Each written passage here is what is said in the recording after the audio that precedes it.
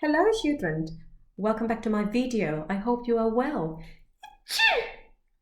Oh dear me, I've been having a sneeze all morning. I think I might be coming down with a cold. But have you noticed that I haven't used my hands to cover my nose and mouth?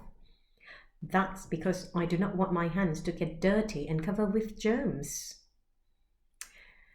And if I give you a high five, my germs on my hands will be passed on to you.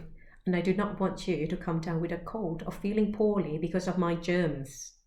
So, children, remember, if you don't have a napkin or a tissue to cover your nose and mouth, sneeze into your elbow. Keep yourself and others safe and away from germs. Hope you liked the video. See you next time. Bye all.